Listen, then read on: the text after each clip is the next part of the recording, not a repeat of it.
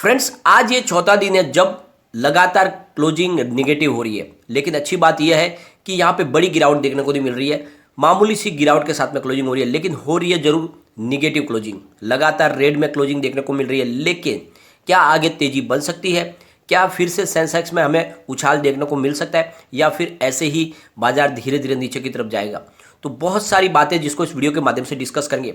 रसिया और यूक्रेन का विवाद किस मोड़ पे जाने वाला है? कुछ ऐसी बातें निकल के आ रही है जिससे लगता है कि शायद युद्ध नहीं होगा, और इसके पीछे बैक में जाके देखेंगे रसिया के कि ये जो उनकी पॉलिसी है उसके पीछे असली वजह क्या है। दूसरी तरफ संजीव भसीन ने इस मार्केट में जब रसिया का अगर युद्ध भी हो जाता है तो कौन से स्टॉक है जिसमें दाव लगाने को कहा है जिससे अच्छा खासा रिटर्न मिल सके। बाजार को लेकर एफआई का क्या रुख है वो भी जानेंगे इस वीडियो के माध्यम से। लेकिन फ्रेंड, उससे पहले अगर आप पहली बार हमारे चैनल पे आए तो चैनल को सब्सक्राइब कर दीजिए, एक बेल आइकॉन दबा दीजिए ताकि जब भी नया वीडियो बने पहला नोटिफिकेशन आपको मिले। वीडियो पसंद आए तो लाइक शेयर जरूर कीजिए। चलो फ्रेंड, वीडियो स्टार्ट करते हैं। मैं हूं आपका दोस्त एसबी दवे और हमारे अपने चैनल ऑनलाइन कमाई में आपका बहुत बहुत स्वागत है। सबसे पहले सेंसेक्स की बात कर लेते हैं।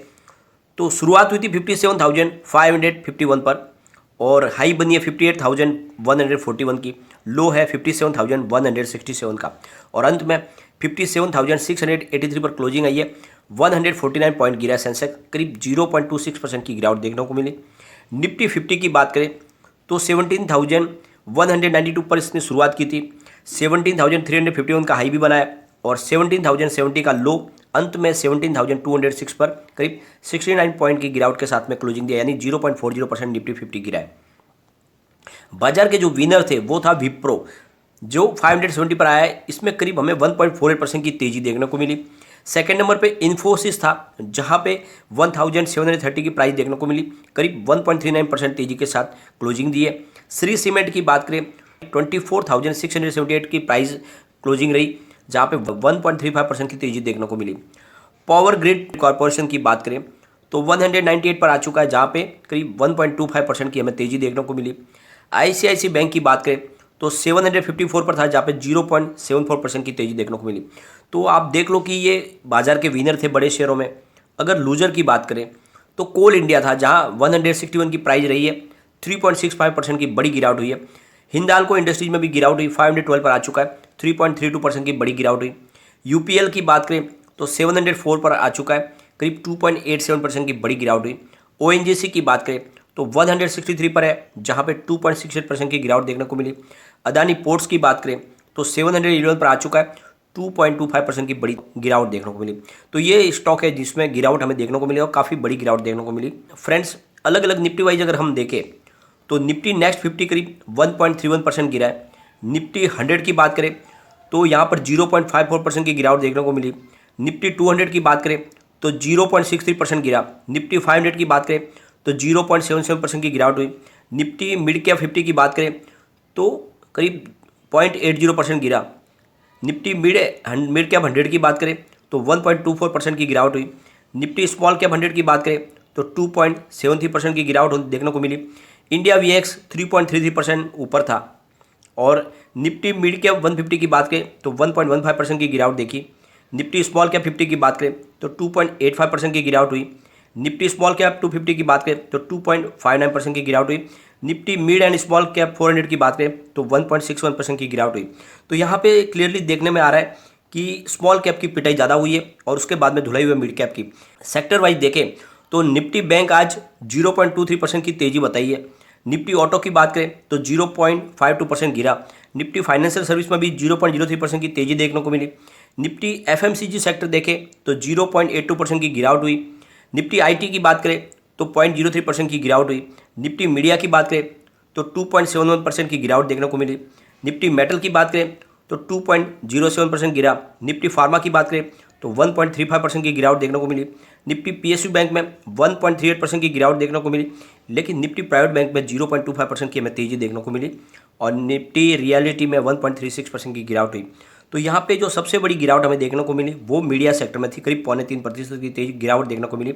उसके बाद में मेटल सेक्टर है, जहाँ पे 2% के ऊपर गिरावट देखने को मिली। लेकिन जो बाजार के विनर थे वो 3 थे, निफ्टी बैंक और उसमें निफ्टी प्राइवेट बैंक और फाइनेंशियल सर्विस जो क्लोजिंग है ग्रीन है, बाकी सारे में गिरावट देखने को मिली। या अगर एफआई के हम डाटा को देखें तो लगातार सेलर बने हुए, 14 फरवरी को जरूर उन्होंने $46.64 मिलियन का निवेश किया था, लेकिन 15 फरवरी को उन्होंने $416.18 मिलियन का निवेश बाजार से निकाला है। 16 फरवरी को करीब $183.86 मिलियन का निवेश अपना निकाला है और 17 फरवरी को करीब $48.94 मिलियन का माल उन्होंने बेचा। 18 फरवरी को करीब $94.56 मिलियन का माल बेचा। तो आप देख लो एफआई लगातार सेलर बने हुए हैं, लेकिन अच्छी बात यह है कि उनकी संख्या घट रही है, जो क्वांटिटी वो कम हो रही है। इससे बात समझ में आ रही है कि हो सकता है जल्द वो फिर से खरीदारी शुरू कर दे। यहाँ पे बाजार को संभाले हुए है डीआई लगातार अच्छी खासी खरीदारी कर रहे हैं। 14 फरवरी को इन्होंने 2170 करोड़ रुपये का इन्वेस्टमेंट किया था। 15 फरवरी को 4411 करोड़ रुपये का इन्वेस्टमेंट किया और 16 फरवरी को 1180 करोड़ रुपये का इन्वेस्टमेंट किया। 17 फरवरी को 901 करोड़ रुपये का इन्वेस्टमेंट किया और 18 फरवरी को करीब 1929 करोड़ रुपये का इन्वेस्टमेंट किया। तो लगातार डीआई इन्वेस्टमेंट कर रहे हैं। इससे एक बात समझ में आ रही है कि बाजार फिर से तेजी के साथ आगे बढ़ सकता है।